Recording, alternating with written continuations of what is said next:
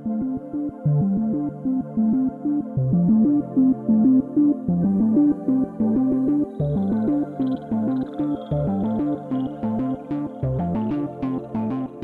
to the beginning.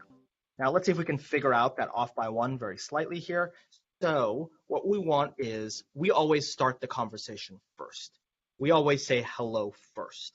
So it needs to be able to take in that first hello. Then it's going to respond hello and take in our next answer. So we say hello, and then it should respond with, actually it should respond with hello. So it's really just here where it is.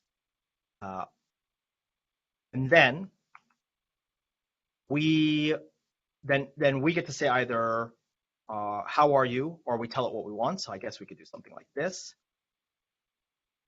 Maybe hello, what do you want? It comes down to how we want to formulate this conversation. So here, maybe we'll do, or we can even do something like this. We can say hello, and if your response is how are you, then it says fine, what do you want? Otherwise, if our response is what day is it, then we respond and then we say the goodbye. So here we can have a little bit of the conversation, and we can add in one extra step of how are you? And by the way, we have to type these things exactly for just this bot. It's not that fuzzy and it's matching. So there we go. We say hello, it says hello. We say how are you? It says I'm fine, what do you want? We say what day is it? And if we do these two steps, I think we have to do it like that. There we go. We say what day is it? It says today's the best day of your life. We say goodbye, and it says goodbye. And we now have a nice conversation where if we don't say how are you, it proceeds. We can actually model all the same thing. Now you can see it's a little bit tricky, that ordering of what comes first, and some of that can be a little bit confused by our use of this pre-pumping, but largely we can generally get a sense pretty quickly of what the steps are, and we've modeled our entire state graph here. So you can see we can just continue the conversation with the exact same entity. Now, note how well we can implement some statefulness here. Let's say the bot knows the questions that it has been asked. Maybe it has some dictionary, and that dictionary represents, has it been asked this question yet? Well, when you ask what day is it, it'll say questions for that response. Now true. Questions for that response is now true. Okay, can track that conversation. We'll slim this down to just one instance of the conversation for a moment. Then what we can do is the following. Say, if you've never been asked that question before, there we go. If you've never been asked that question before, then you answer. If you have been asked this question before, then you say, I just told you it's fine.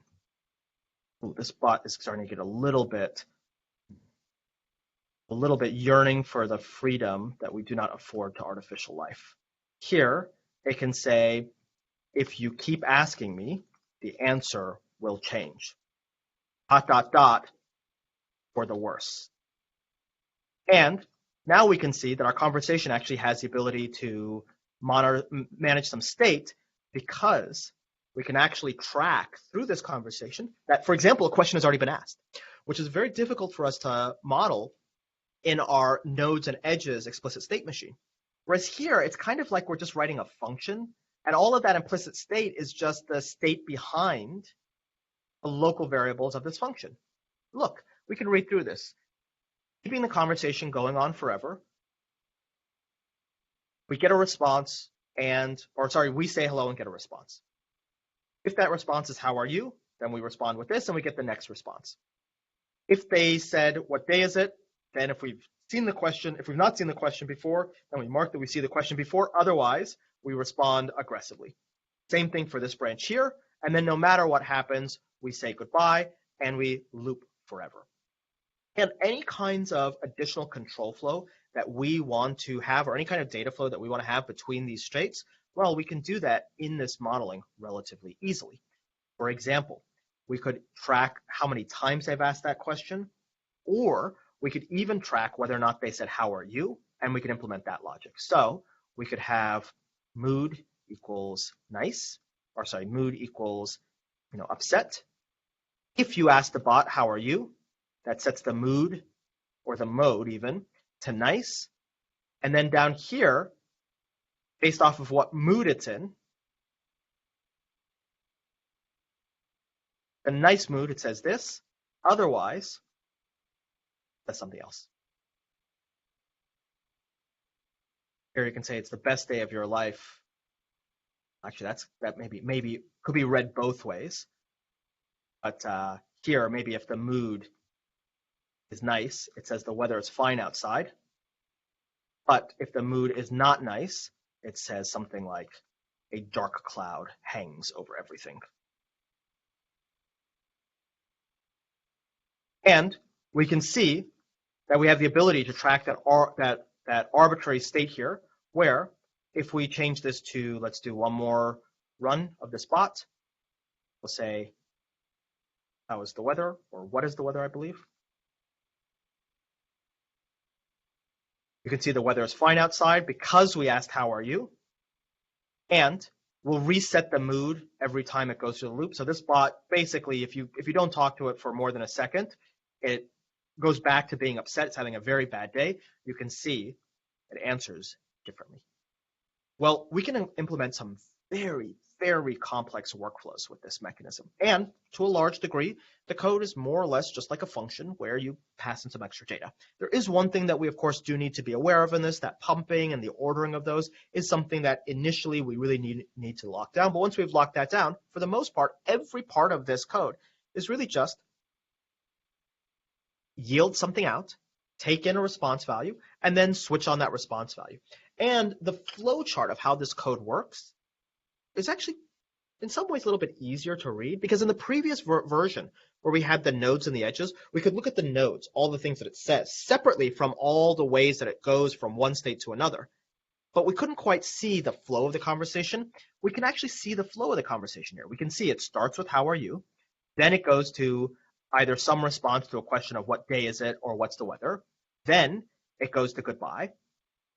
We can see that these three things are options for how it might reply to this. So we can see that grouping. We can see that these three things here are options for how it might reply to this. And we can see the general way this conversation works. Well, this is the generator coroutine approach. And in practice, the generator coroutine approach has a very nice property. What it will end up doing is it'll end up taking some modeling of a state machine, nodes and edges, and instead of modeling those as separate independent entities, it'll model them as it'll model them implicitly in the control flow and the data flow of something that looks very similar to a function. It'll allow you to externalize the event loop. So instead of you having to decide up front what the execution mechanism looks like and what data is carried through, well, these are just local variables. And we can arbitrarily add new pieces of information that are tracked from one part of the conversation to another part of the conversation. All they are, just regular local variables.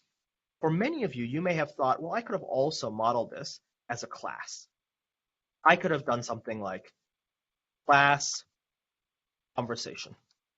And this might be one phase of the conversation that you refer to. And if you wanted to keep track of things like the mood, you might have had, some variable here, the mood. If you want to track what questions have been asked, you might have some variable here that tracks that. And then here in the phase, you kind of say, okay, and here you need to know what stage you're in. Here you could say, if I'm in stage 0 of the conversation, then return hello. And maybe this is I would call it a pass, but pass is a keyword here. You do something like this, then you say self.stage equals 1. You could model like this, but this actually ends up being even clumsier than either of the approaches that we've seen, because what this requires that we do, here we're in stage 2, is it first requires some uniformity over those stages, but also it requires that we pass all of the state of the conversation up through the object and down. So we can't always see, oh, this was set here and then it was used here. So for example, we could say if the response was how are you, then we know that the mood is nice otherwise, I guess we don't change the mood, but how do we reset the mood? We have to reset it here. And you can see that we no longer have that nice linear behavior where the code that was written at the top strictly precedes the code that's written at the bottom, because there's no guarantee that this graph is so simple that we have stage 1, stage 2, stage 3, and can be written in that fashion. The graph may actually have many different branches here. So we end up with something that gets very clumsy when we model this as just a class with these methods. And of course, we could model as a class with multiple methods, one for each stage of the conversation, but it largely is not too different here.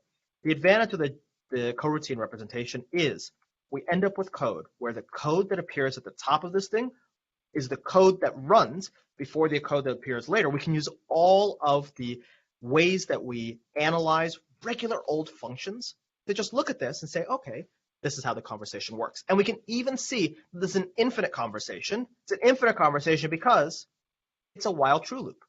And we can even say, you know what? After three conversations, the bot just has gotten tired and does something different. Or we could say, you know what? The first 3 conversations that this bot has of the day, maybe they're special. Maybe it responds really nicely for the first 3 conversations, and then for every other conversation after that, it responds in the same fashion. We can do all sorts of very simplistic customizations just based off of the control flow that we can implement in this generator coroutine. The last thing that I want to talk about is what other benefits we get from this modeling. Specifically, what are the compositional benefits that we get? You might think that any bot that we have might consist of some common pieces associated with it, common parts of the conversation that we build up to form one bot. And when you look at the modeling with the generator coroutine, you might say, well, yeah, I can control the data flow and the control flow to my heart's content, but it seems like there's a lot of, I have to write the same loop over and over and over again. I have to write a lot of this code. So how could I get around that? Well, some of the code that we might write over and over, like this decorator, we could perhaps isolate that code. We could turn that decorator into something that looks like this. So here we could say there's a bot. And then we could say a bot is anything which, using this pumping, starts with a dummy yield, just like this did here, and then runs, maybe we can mandate they run forever or not. And in its core, basically just looks like this. Yield out your answer and get the response, or yield out some statement that you say, and then yield out a response. And if we happen to have 2 of these bots, and by the way, we can even do some very, very simple things here if we wanted to.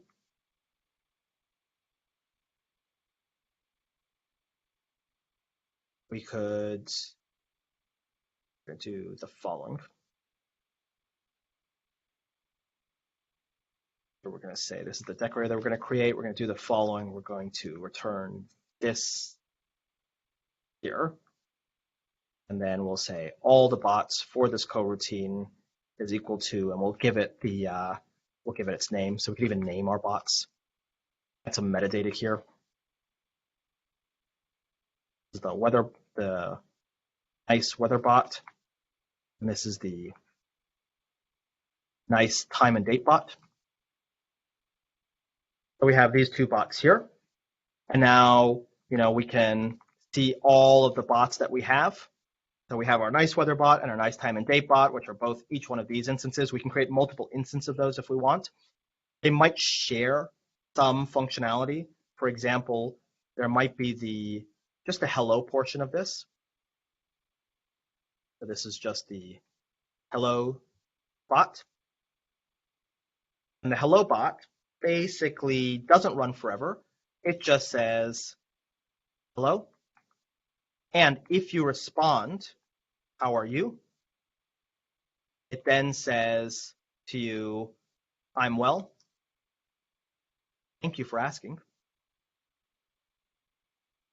And maybe what it does is it returns some flag here indicating that, it's in a good mood or not. So here, this is hello bot. And what we can do in order to compose these these pieces would be to make use of step 380 delegation to a subgenerator.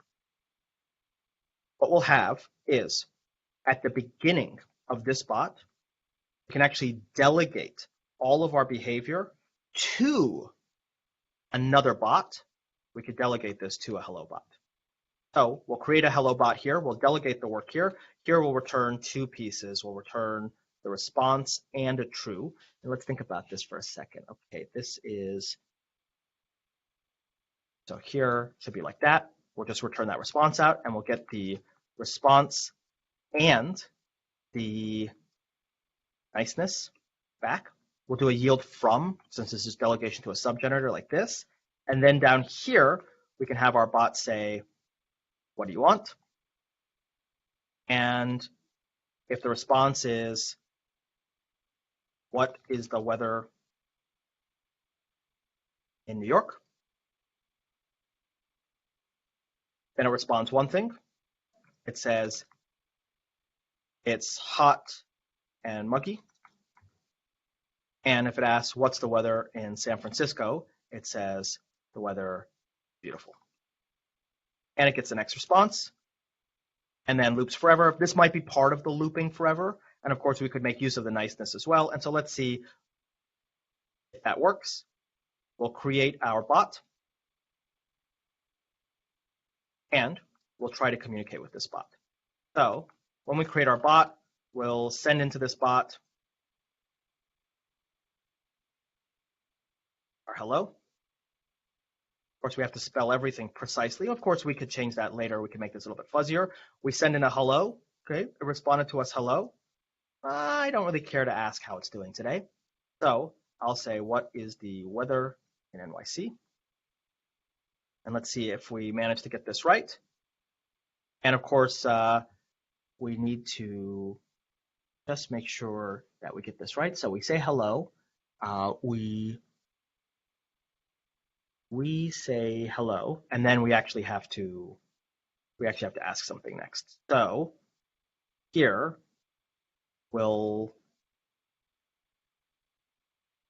let's think. If we say, what is that? That's the next thing that we say, and we're going to, we've got this backwards.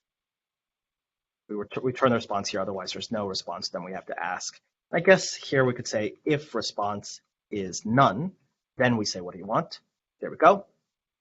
We say hello, and then ask, what's the weather in NYC? It gives us our answer, and then our bot goes forever. We should be able to ask hello, what's the weather in NYC, or what's the weather in San Francisco? There we go. And if in the middle of this one, we decide to be a little bit friendlier to the bot, we could say, I think, how are you?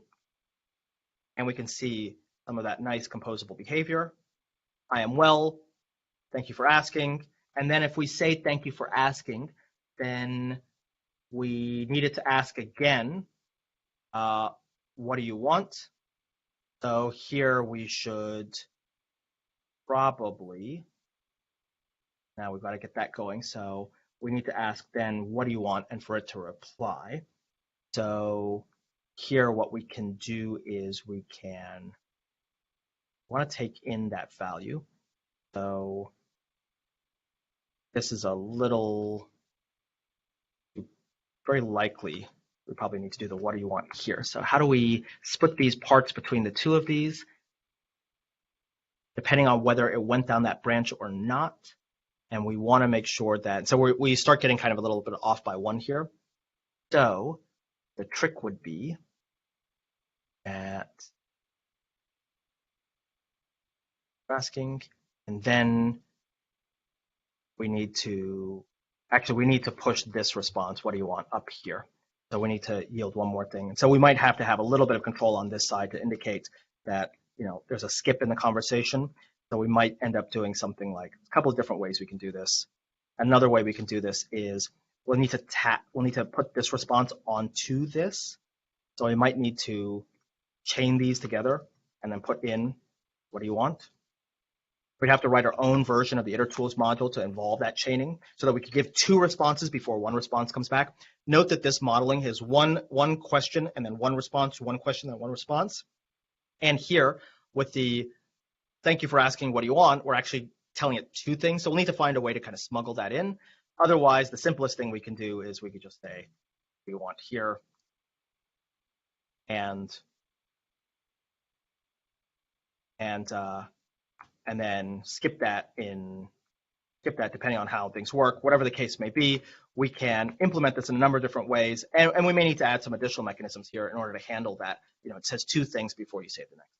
Whatever the case may be, what we can see is generated coroutines give us a very exciting way to represent any sort of conversational or any sort of interactive unit of computation, where instead of modeling the nodes and the edges separately, we model the actual workflow as just some kind of thing that looks like a function that has local variables, that has infinite possibilities for how we manage the control flow and the data flow. It's not trivial. We do have to keep track of things like off by one errors. We do have to understand, for example, how we might model this if there's a case that there are multiple things that you can send back. We might end up along the way needing to rewrite significant parts of the itertools module in order to nicely work with this. Whatever the case is, I would strongly encourage you to take a look at coroutines and generator coroutines for your next bot.